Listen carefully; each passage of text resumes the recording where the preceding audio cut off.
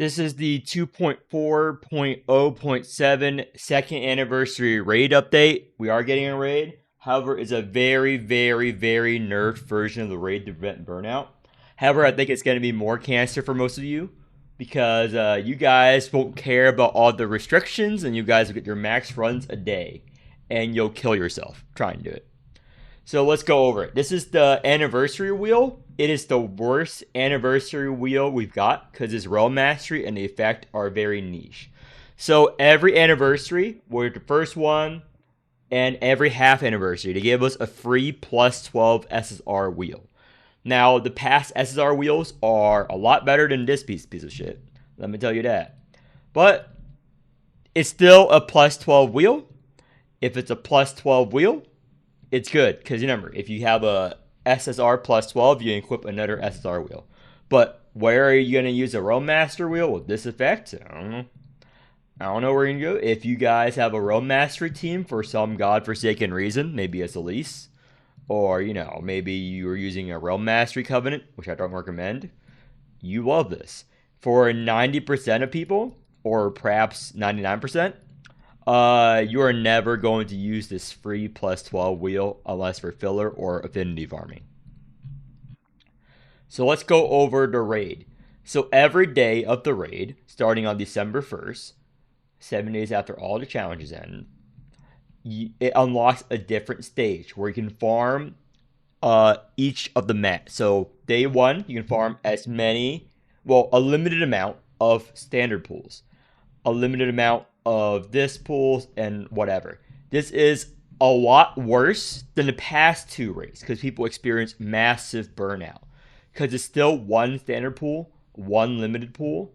However, before you get more a day. This is less a day, but it's less burnout.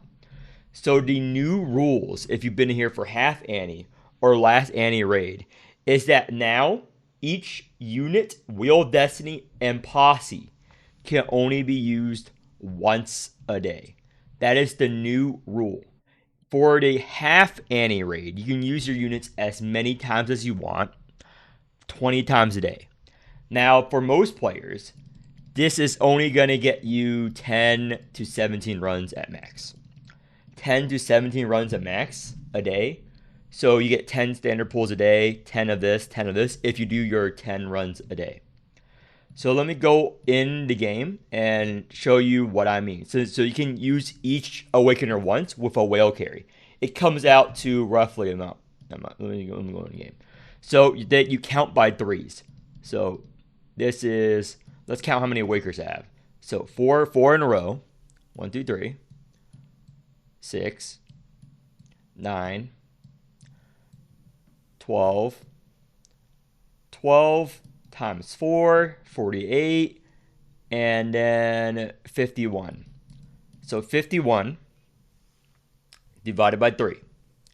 So I'm sure you can figure it out, but 51 divided by 3 is actually 17. Yep, 17. You can run, if you own every unit in the game, you can run this 17 times a day with your whale carry because you have to use a whale carry. So that's how the raid works for every foot. It's the same, but you can only use each whale carry once throughout the entire event. So before the event started, start adding fucking whale carries because you're going to need it, especially if you're a new player. Add them as a support on your followers list. You have to do this. Add me. I'll try to add you back. I have a lot of people send me requests every day, like 40 plus people. So contest rewards again. Okay, so let me go to this and show you what I mean real quick before I go back to it. So basically, you go to make a team, you're going to use each wheel once, each posse once a day. So for new players, this is going to be struggling. What I recommend is you find a team which you can do with no wheels and just rely on the whale support, rely on your main carry, because it is going to be rough for you guys. I think it is worse for veteran players, better for new players, because you're not FOMOing in. But let's say I use a support from Leona right now. I can never borrow this to Will from Leona the entire event ever again. For the entire month of the event runs, I can never do this one. So tomorrow, or the next run, I have to borrow a different tool from a different guy and a different guy. So if you have the maximum amount of things, so you need 17 supports a day, times however many days you're planning to run the events, if you own every unit in the game. And you're going to run out of wheels way before you run out of supports. Because, again, you 2 wheels per team and 2 wheels per unit times, 3 times 17. That's almost all your wheels just gone. So this is going to be a very annoying raid for most people, depending on how hard they make the boss. They made it autoable, so it probably can't be that bad, right? It can't be that bad. last words to you can't die. So silver core. So I recommend farming the standard pools and what. And pro tip: no one farms this. If they're alive, so no one farms these 2 items, even though they're very good, because new players have no idea the value of pens or 1,000 face seals. These are the real prizes by the Gnosis fragments. These 3 are the real prizes. Because pools or whatever, these are the endgame mats right now. But this is the new posse. It's a Ramona posse. You don't care about this. This is just for the 1% power. Remember, every posse you own, you're 1% stronger in relics and orisons. This is a 1% buff, basically. And you enter this code for the Heart of Silver. So let me go over the last raid. The last 2 raids, the boss had lives. I don't know if the boss will have lives this time. It doesn't indicate it, but maybe it probably has lives. So until the boss run out of lives, you can keep challenging that stage. Since it says until all challenges ends, the boss have lives. So this is still a PvP match. So on reset, towards the end of a boss's life, you have to log in on reset, or else the lives are out and you don't get the pools. I will tell you, everyone will farm out the standard pools. Everyone will farm out the limited pools. These will be gone in just a few days. Normally, these 2 right here are never gone. No one cares about these items, even though they're pretty good value. They might care now that I made this video, but no one ever cared about these items because it's still silver. It's still pills. These are still endgame mats. And this is an easy thing to farm because no one else is doing it. So boss is going to be alive for several days compared to the pools.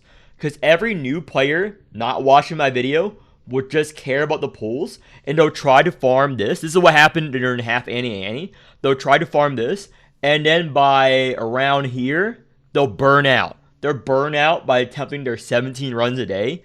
They'll burn out, and they won't do these 2 bosses. So these bosses are going to be alive, and then they'll come back for the limited pools. So most of you watching this video, if you aren't burned out, will get a lot of these resources for your endgame teams. So why they changed the race to be this is because of the controversy and the overwhelming negative reactions to the first Annie raid and the mid-half Annie raid. Because during the first Annie raid last year, the boss you can challenge it as many times as you want a day. And there weren't restrictions on Awaker, Wheel of Destiny, or Posse usage. There's only restrictions on this whale carry. You only use each whale carry once. So what happened was all of the veteran players, all the whales, all the people who grinded like me, just kept grinding until the boss is dead. So when the standard pool came out, the boss died within a day. Limited pools, the boss died within 12 hours. And one person in Chinese, I'll probably make another video because I'm too lazy to look it up right now, found a fast 5-minute Jenkins comp, and he ran the boss 100 plus times in a day for hours until it died for the standard pools. He perfected a comp. So what happened was all of the whales, all the veterans, just stole all of the resources. Because remember, whales and veterans clear faster than new players. So we might take 5 or 1 minute a run. You guys might take 10 minutes a run, 20 minutes a run. So we can clear more bosses. So for half Annie, just recently, they made a new rule, which is you're limited to 20 runs a day. So this actually made it worse. So the boss was able to stay alive the entire time, basically. So that means that every newbie tries to get their 20 runs in a day because they feel FOMO. They feel FOMO even though it takes them longer per run. It takes them like 5, 10 minutes, 20 minutes a run, and that adds up to 3-6 hours a day. Huge burnout issue. A lot of people quit the game. Just pull up Discord from back then, and you'll see a lot of people complaining every day about going to the raid dungeons. That was bad, because veteran players can clear the boss in a minute if their comp was optimized. So it takes them 20 minutes a day, because they have whale carriers, they have optimized team. New players will struggle.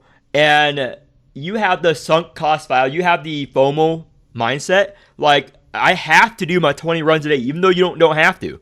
But since the boss is alive and is staring at you, new players felt like they had to do it, and they waste 6 hours every day of their life farming the raid. Now, in my opinion, this is probably worse. A lot of you guys watching this video, despite everything I say, will try to get your 17 runs, try to get your maximum amount of runs a day, even though they made it extremely hard with your whale carriers. It made it extremely hard compared to before to prevent you from FOMOing. You guys are going to ignore what the devs intended and what I intend. So you guys, new players, are going to struggle to get your whale supports and spend like 10 minutes to clear, maybe even 20 minutes to clear, and do it 17 times a day. 2-3 hours a day. Every day for an entire raid. This is what most of you new players are going to do. I do not recommend that. Spend time with your family. Work at McDonald's. You will make more in pulls. It will take you too long compared to old players to clear this. But yeah, that's the end of my video. See you next time.